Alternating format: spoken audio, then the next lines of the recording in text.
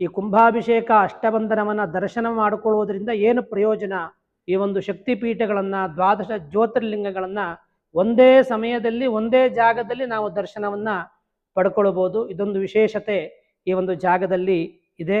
ಎಲ್ಲ ಭಕ್ತಾದಿಗಳು ಸಕಾಲಕ್ಕೆ ಆಗಮಿಸಿ ಅರುಣಾಂ ಕರುಣಾತರಂಗಿತಾಕ್ಷೀಂ ಧೃತಪಾಶಾಂ ಕುಶಪುಷ್ಪಬಾಣಚಾಪಾಂ ಅಣಿಮಾದಿಭಿರಾವೃತಾಂ ಮಯೂಖೈಃ ಅಹಮಿತ್ಯೇ ವಿಭಾವಯೇ ಭವಾನೀಂ ವಾಗರ್ಥಾವಿವ ಸಂಪ್ರಕ್ತೌ ವಾಗರ್ಥ ಪ್ರತಿಪತ್ತಯೇ ಜಗತಃ ಪಿತರೌ ವಂದೇ ಪಾರ್ವತೀ ಪರಮೇಶ್ವರೌ. ಶ್ರೀ ಗುರುಭ್ಯೋ ನಮಃ. ಮುಳಬಾಗಿಲು ತಾಲೂಕಿನಲ್ಲಿ ಕಾಂತರಾಜ ಸರ್ಕಲಿನಲ್ಲಿ ನೆಲೆಸಿರುವಂತಹ ಶ್ರೀ ಆತ್ಮಾನಂದೇಶ್ವರ ಸ್ವಾಮಿ ಸಮೇತರಾಗಿ ಶ್ರೀ ಲಲಿತಾ ಮಹಾತ್ರಿಪುರ ಸುಂದರಿ ವಿರಾಜಮಾನನಾಗಿ ಇದ್ದು,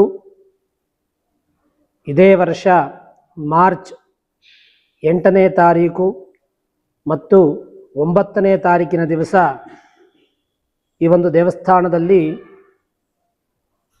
ಜೀರ್ಣೋದ್ಧಾರಣ ಅಷ್ಟಬಂಧನ ಮಹಾಕುಂಭಾಭಿಷೇಕವನ್ನು ನೆರವೇರಿಸಬೇಕು ಅಂತ ಆ ದೇವಿಯ ಒಂದು ಪ್ರೇರಣೆಯಾಗಿದ್ದು,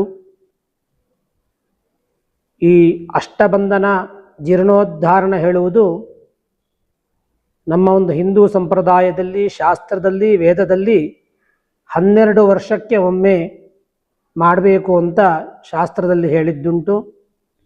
ಅದೇ ಪ್ರಕಾರವಾಗಿ ಈ ಒಂದು ಅಷ್ಟಬಂಧನ ಜೀರ್ಣೋದ್ಧಾರಣ ಹೇಳುವುದು ಈ ಒಂದು 4 ವರ್ಷದ ಹಿಂದೆ ನೆರವೇರಬೇಕಾಗಿತ್ತು. ಕಾರಣಾಂತರಗಳಿಂದ ಮತ್ತು ಈ ಕೊರೋನಾ ಹೇಳುವಂತಹ ಒಂದು ಸಮಸ್ಯೆಯಿಂದ ಈ ಒಂದು 3 ವರ್ಷ ನಮಗೆ ಕಳೆದು ಹೋಗಿದೆ. ಇಲ್ಲಿ ಸಪರಿವಾರ ಸಮೇತರಾಗಿ ಲಲಿತಾ ಮಹಾತ್ರಿಪುರ ಸುಂದರಿ ಮತ್ತು ಆತ್ಮಾನಂದೇಶ್ವರ ಸ್ವಾಮಿ ಪ್ರಧಾನವಾಗಿದ್ದು, ಈ ಒಂದು ಜೀರ್ಣೋದ್ಧಾರಣ ಅಂತಂದರೆ ಒಂದು ದೇವಸ್ಥಾನದಲ್ಲಿ ಅಷ್ಟಬಂಧನ ಅಂತ ನಾವೇನು ಹಾಕ್ತೇವೋ ಅದರ ಒಂದು ಸಾನ್ನಿಧ್ಯ, ಅದರ ಒಂದು ಪವರ್ ಹೇಳುವಂಥದ್ದು 12 ವರ್ಷಕ್ಕೊಮ್ಮೆ ಬದಲಾವಣೆಯನ್ನು ಮಾಡಬೇಕು ಅಂತ ಶಾಸ್ತ್ರದಲ್ಲಿ ಹೇಳಿದೆ.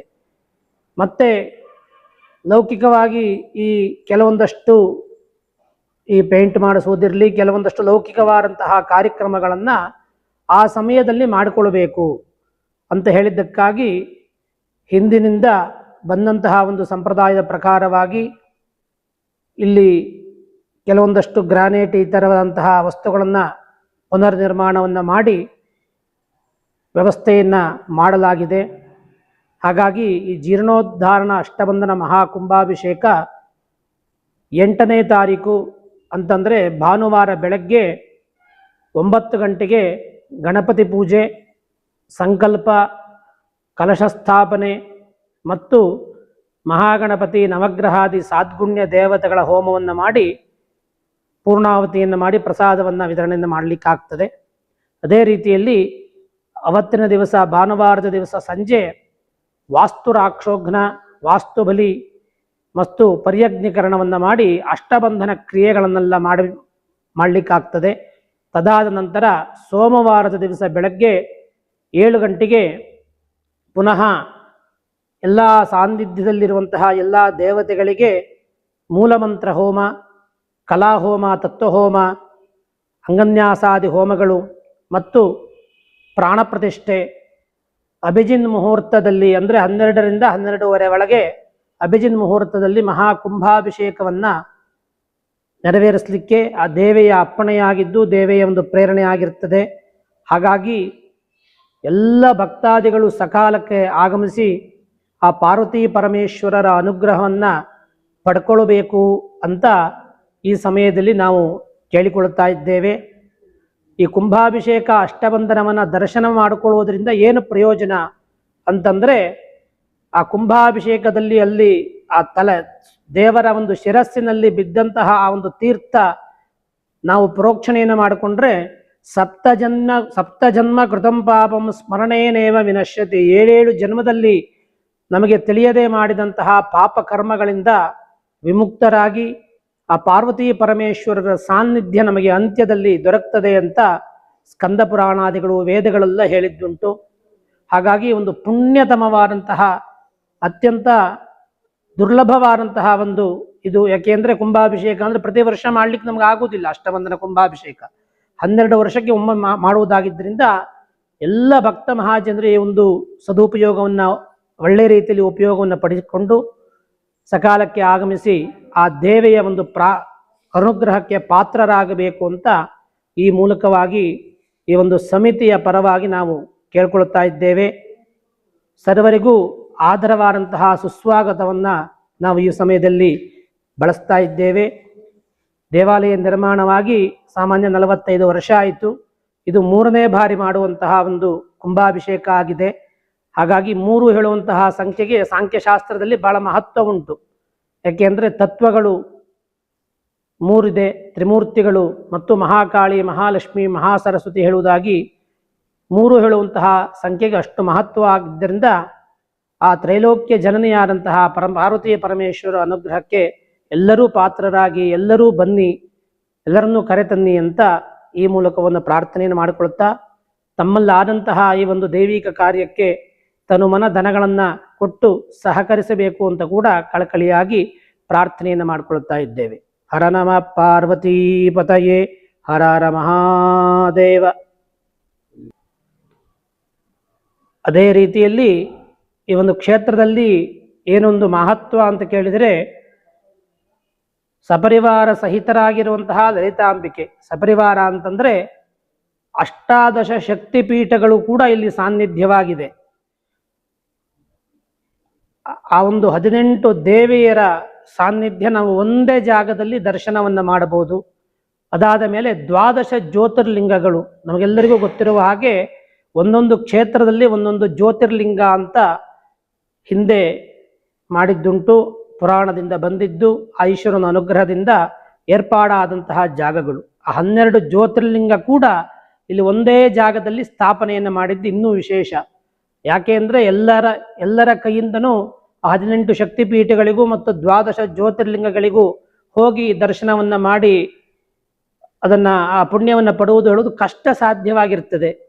ಹಾಗಾಗಿ ಒಂದೇ ಸಮಯದಲ್ಲಿ ಈ ಒಂದು ಜಾಗಕ್ಕೆ ಬಂದರೆ ಈ ಎಲ್ಲ ಶಕ್ತಿಪೀಠಗಳನ್ನು, 12 ಜ್ಯೋತಿರ್ಲಿಂಗಗಳನ್ನು, ಸಪ್ತ ಮಾತೃಕೆಯರನ್ನು ದರ್ಶನವನ್ನು ಮಾಡಿ ನಮ್ಮ ಜನ್ಮವನ್ನು ಕೃತಾರ್ಥರಾಗಿ ಮಾಡಿಕೊಳ್ಳಬಹುದು.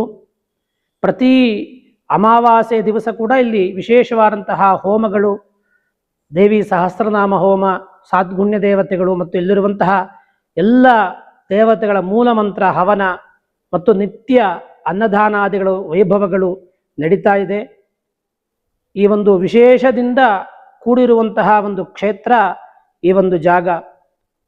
ಇದಕ್ಕೆಲ್ಲ ಪೂರ್ವಭಾವಿಯಾಗಿದ್ದು ಈ ಜಾಗವನ್ನು ನಡೆಸಿಕೊಂಡು ಹೋಗಲಿಕ್ಕೆ ಕ್ಷೇತ್ರಪಾಲಕನಾಗಿ ಕಾಲಭೈರವನಾಗಿದ್ದು ಕ್ಷೇತ್ರಾಧಿಪತಿ ನಮಗೆಲ್ಲ ಗೊತ್ತಿರುವ ಹಾಗೆ ಶನಿ ಮಹಾತ್ಮನ ಒಂದು ಅನುಗ್ರಹದಿಂದ, ಆ ಶನಿ ಮಹಾತ್ಮನ ಒಂದು ಜಾಗದಿಂದ, ಅವನ ಒಂದು ಪೂರ್ಣ ಅನುಗ್ರಹದಿಂದ ಈ ಜಾಗ ಹೇಳುವುದು ಮೇಲೆ ಮೇಲೆ ಅಭಿವೃದ್ಧಿ ಆಗಬೇಕು. ಹಾಗಾಗಿ ಭಕ್ತ ಮಹಾಜನರೆಲ್ಲರೂ ಬಂದು ಈ ಒಂದು ಶಕ್ತಿಪೀಠಗಳನ್ನು, 12 ಜ್ಯೋತಿರ್ಲಿಂಗಗಳನ್ನು ಒಂದೇ ಸಮಯದಲ್ಲಿ ಒಂದೇ ಜಾಗದಲ್ಲಿ ನಾವು ದರ್ಶನವನ್ನು ಪಡ್ಕೊಳ್ಬೋದು. ಇದೊಂದು ವಿಶೇಷತೆ ಈ ಒಂದು ಜಾಗದಲ್ಲಿ ಇದೆ. ಇನ್ನು ಹೇಳಬೇಕು ಅಂತಂದರೆ, ಇದೊಂದು ಅಂತರ್ಗತವಾಗಿ ಭೂಮಿ ಒಳಗಡೆ ಇದ್ದಂತಹ ದೇವಿಯನ್ನು ಮೇಲೆ ಪ್ರತಿಷ್ಠೆಯನ್ನು ಮಾಡಿ ಭಕ್ತರ ಒಂದು ಅನುಕೂಲಕ್ಕಾಗಿ ಎಲ್ಲ ಪೂಜಾ ಕೈಂಕರ್ಯಗಳು ಇಲ್ಲಿ ನಡ್ಕೊಂಡು ಬರ್ತಾ ಇದೆ. ಕಾರ್ತಿಕ ಸೋಮವಾರಗಳು ಮತ್ತು ವಾರ್ಷಿಕೋತ್ಸವಾದಿಗಳು, ವೈಭವ, ಶರವನ್ನವರಾತ್ರಿ ಮತ್ತು ವಸಂತ ನವರಾತ್ರಿಗಳು ಎಲ್ಲ ಉತ್ಸವಾದಿಗಳು ಕೂಡ ಇಲ್ಲಿ ನಡೀತಾ ಇದೆ. ಈ ದೇವಸ್ಥಾನದ ಒಂದು ವಿಳಾಸ ಅಂತಂದರೆ, ಕೋಲಾರದಿಂದ ಮುಳುಬಾಗಿಲಿಗೆ ಹೋಗುವಾಗ ಕೋಲಾರದಿಂದ ಒಂದು 26-27 ಕಿಲೋಮೀಟ್ರಲ್ಲಿ ಕಾಂತರಾಜ ಸರ್ಕಲ್ ಅಂತ ಒಂದು ಜಾಗ ಇದೆ. ಅಲ್ಲಿ ಶನಿ ಮಹಾತ್ಮನ ದೇವಸ್ಥಾನದ ಹಿಂಭಾಗದಲ್ಲಿ, ಅಂದರೆ ಆವಣಿ ಹೋಗುವಂತಹ ರಸ್ತೆಯಲ್ಲಿ ಈ ಒಂದು ದೇವಸ್ಥಾನವಿದ್ದು, ಮತ್ತು ನೀವು ಮುಳುಬಾಗಿಲಿಂದ ಕೋಲಾರ ಹೋಗುವಾಗ ಆ ಮಾರ್ಗದಲ್ಲಿ ಮುಳುಬಾಗಿಲಿಂದ 7 ಕಿಲೋಮೀಟರ್ ದೂರದಲ್ಲಿರುವಂತಹ ಈ ಒಂದು ಸಾನ್ನಿಧ್ಯ ಲಲಿತಾ ಪರಮೇಶ್ವರಿ ಒಂದು ದೇವಸ್ಥಾನ. ಎಲ್ಲ ದೇವಸ್ಥಾನವನ್ನು ನಾವು ನೋಡ್ತೇವೆ, ಆದರೆ ಲಲಿತಾ ಪರಮೇಶ್ವರಿ ಸಾನ್ನಿಧ್ಯ ಒಂದು ದೇವಸ್ಥಾನ ಹೇಳುವುದು ಭಾಳ ಒಂದು ವಿರಳ, ಭಾಳ ಒಂದು ಕಡಿಮೆ ಸಂಖ್ಯೆಯಲ್ಲಿದೆ. ಹಾಗಾಗಿ ಡೈಲಿ ನಾವೇನು ಲಲಿತಾ ಸಹಸ್ರನಾಮ, ವಿಷ್ಣು ಸಹಸ್ರನಾಮವನ್ನು ನಾವು ಕೇಳ್ತೇವೋ, ಆ ಪರಮೇಶ್ವರಿಯ ದರ್ಶನವನ್ನು ಮಾಡಿದರೆ ಸಾಕು, ಎಲ್ಲ ವಿಧವಾದಂತಹ ಕಷ್ಟ ಕಾರ್ಪಣ್ಯಗಳನ್ನು ಆ ತಾಯಿ ದೂರ ಮಾಡ್ತಾಳೆ. ಯಾಕೆಂದರೆ ದೇವಿ ಮಹಾತ್ಮ್ಯದಲ್ಲಿ ಒಂದು ಶ್ಲೋಕ ಉಂಟು, ಸರ್ವಾಬಾಧಾ ಪ್ರಶಮನಂ ಸರ್ವಾಬಾಧಾ ವಿನಿರ್ಮುಕ್ತೋ ಧನಧಾನ್ಯ ಸಮನ್ವಿತ ಮನುಷ್ಯೋ ಮತ್ಪ್ರಸಾದೇನ ಭವಿಷ್ಯತಿ ನ ಸಂಶಯ ಎಂಬುದಾಗಿ. ಅಂದರೆ ಆ ದೇವಿಯನ್ನು ಯಾರು ದರ್ಶನವನ್ನು ಮಾಡ್ತಾರೋ ಭಕ್ತಿಯಿಂದ, ಜಗದಂಬಾ ಅಂತ ಯಾರು ಒಂದು ಮಾತನ್ನು ಹೇಳ್ತಾರೋ ಅವರಿಗೆ ಎಲ್ಲ ವಿಧವಾದಂತಹ ಬಾಧೆಗಳನ್ನು, ತೊಂದರೆಗಳನ್ನು ದೂರ ಮಾಡಿ ಧನಧಾನ್ಯ ಐಶ್ವರ್ಯಾದಿ ಸಂಪತ್ತನ್ನು ಕೊಟ್ಟು ನಾವೇನು ಕೇಳ್ತೇವೋ ಕೇಳೋದಕ್ಕಿಂತ ಮುಂಚೆ ಅನುಗ್ರಹವನ್ನು ಮಾಡುವಂತಹ ಒಂದು ಸಾಮರ್ಥ್ಯ ಲಲಿತಾ ತ್ರಿಪುರ ಸುಂದರಿಗೆ ಇದೆ ಎಂದು ಹೇಳಿ ಬಯಸ್ತೇವೆ. ಬಹಳಷ್ಟು ಜನ ಇಲ್ಲಿ ಬಂದು ಆ ತಾಯಿಯನ್ನು ಪ್ರಾರ್ಥನೆಯನ್ನು ಮಾಡಿಕೊಂಡು ಆ ಒಂದು ಕುಟುಂಬಕ್ಕೆ ಉತ್ತರೋತ್ತರವಾಗಿ ಅಭಿವೃದ್ಧಿಯಾಗಿದ್ದು ಇದೆ. ದೇವಸ್ಥಾನದ ಸಮಯ ಬೆಳಗ್ಗೆ 7:30ಯಿಂದ 1:30ವರೆಗೂ ದರ್ಶನ ಇರುತ್ತದೆ. ನಂತರ ಮಧ್ಯಾಹ್ನ 3:30ಯಿಂದ ಸಂಜೆ 7 ಗಂಟೆವರೆಗೂ ದರ್ಶನದ ಅವಕಾಶ ಇರುತ್ತದೆ. ಹಾಗಾಗಿ ಒಂದು ಅಷ್ಟಬಂಧನ ಮಹಾಕುಂಭಾಭಿಷೇಕ ವೈಭವಕ್ಕೆ ಎಲ್ಲರಿಗೂ ಬನ್ನಿ, ಎಲ್ಲರನ್ನೂ ಕರೆತನ್ನಿ ಅಂತ ಮತ್ತೊಮ್ಮೆ ಹೇಳುತ್ತಾ ಎರಡನ್ನ ನುಡಿ ಮುತ್ತುಗಳನ್ನು ತಾಯಿಯ ಪಾದಕ್ಕೆ ಚರಣಾರವಿಂದಗಳಿಗೆ ಸಮರ್ಪಣೆಯನ್ನು ಮಾಡ್ತಾ ಇದ್ದೇವೆ.